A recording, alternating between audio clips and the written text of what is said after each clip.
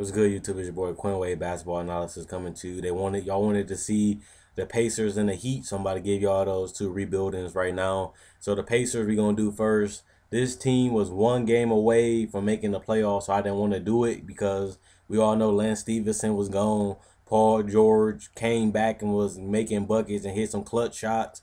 So he wasn't there. So I'm thinking like, hey, the Pacers with the same team next year, they guaranteed to make the playoffs because they played without their best player the whole season and still was one game away from making the playoffs. So I didn't want to do it.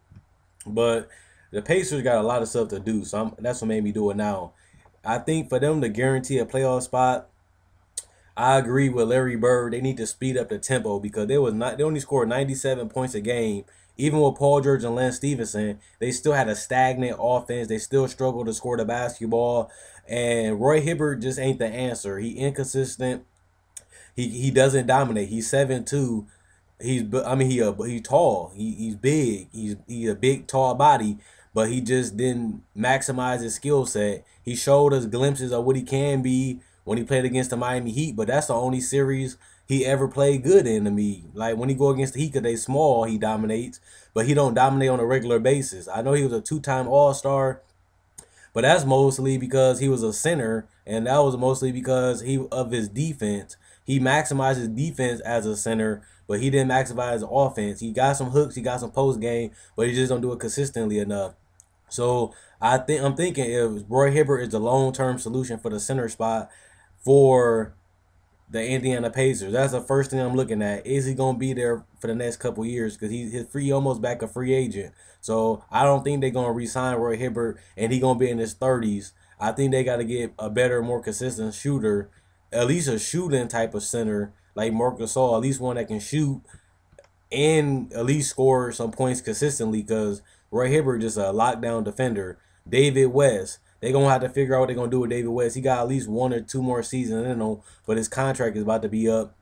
So he going to be a veteran like Paul Pierce, Dirk Nowitzki, and Tim Duncan. He gives you the minutes, and he going to give you good quality minutes. So I think they definitely got to find an upgrade at the power forward in the center spot.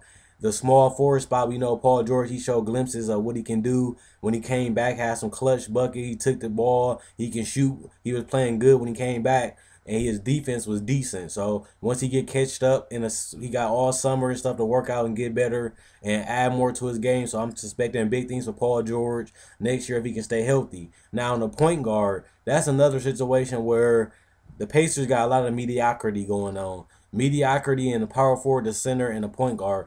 George Hill definitely is an upgradable point guard. I think he had his best season last year inside the Pacer uniform. He was more aggressive. He attacked more. He took the responsibility as a go-to scorer. But now he's going to be more of a role player type point guard because Paul George is back and he's going to be the main creator and the main primary weapon on this team. So I definitely think the money they gave George Hill wasn't worth it, especially considering like how much money some of these point guards going for now. I think they kind of overpaid because George Hill is more of a backup point guard than a starting point guard. So I think they got to find out what they're going to do with George Hill, Roy Hibbert, and David West. Those are the biggest holes in their team right now because this team got young players, but they also built around veterans. So this team, even though they won 38 games without their best player, they still don't have a bright future because eventually, since they never went to the finals at their peak with Lance Stevenson, Paul George, and Roy Hibbert, now if you never win a championship, your players start to get older. Roy Hibbert is 28 already. Then you got Luis Scola, C.J. Watson 31, David West is 34, Ian Mahinmi is 28. He gonna be a free agent. Chris Copeland 31. So you got a mixture of middle-aged players and 30-plus players.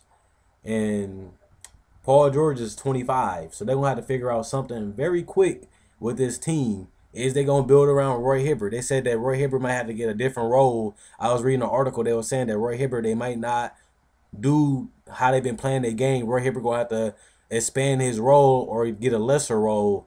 And that's what I'm saying.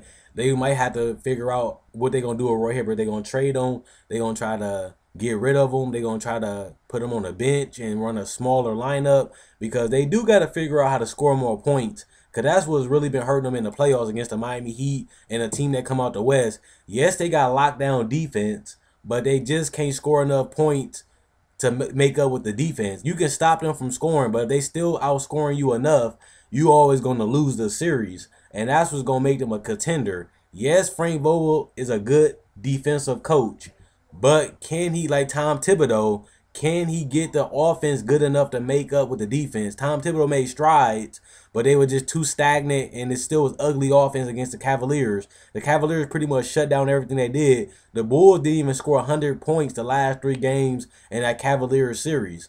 So the Pacers don't have that same problem.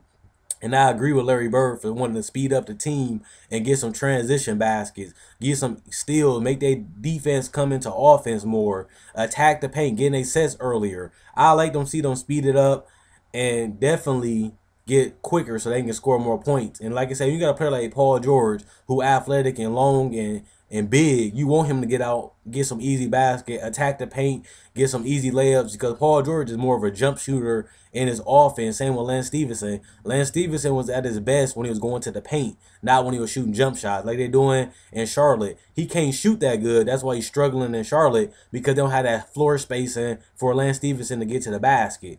And Paul George should be getting more to the basket instead of settling for the jump shot. And I would like to see what they're going to do for the 2-guard position. I think C.J. Miles did an excellent job at the shooting guard position. He had knocked down 3-point shooter. He stretches the floor. He led them in scoring. I think him and Paul George going to get a good combination. But like I said, they're going to have to find out what they're going to start doing for the future. I like they bench Stuckey, CJ, Jan Mahimi, a good backup center. I like what they're doing, but like I said, Roy Hibbert 28, George Hill 29, and David West 34. Is either they're going to go all in on a championship, or they're going to have to start rebuilding at some point, because they had chances to win a championship and they came up short against the Miami Heat. Now everybody is older. Now they're in a position where are they going to keep the same team together, or are they going to try to rebuild on the fly and start something fresh and come up with a new philosophy how to go back to the Eastern Conference Finals and compete for a championship?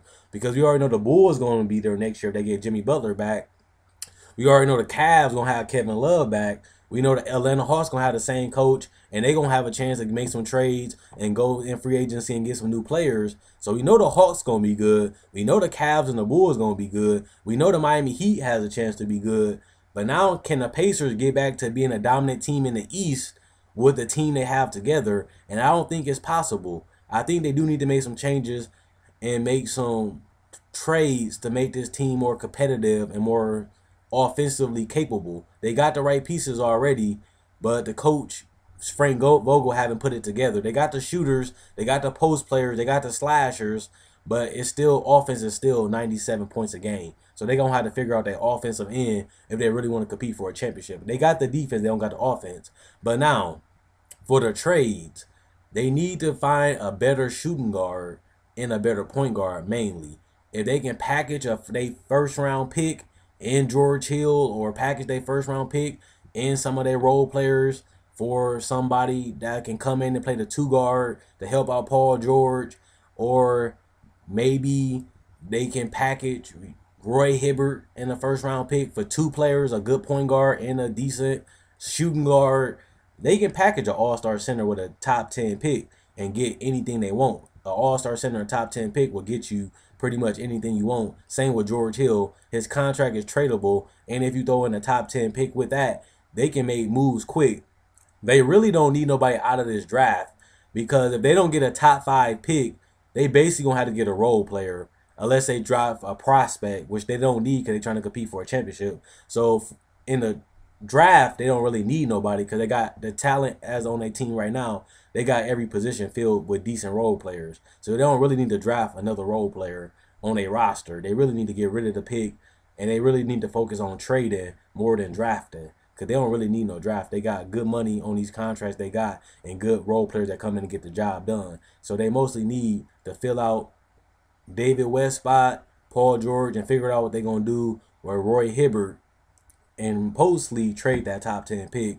And the free agents, we going to have to see how much cap they got and how much room they got on a roster. So comment, like, subscribe, and share. Let me know what you guys think. Hope you guys enjoyed the video. Hope you guys enjoyed the rest of your day. Let me know what you guys think.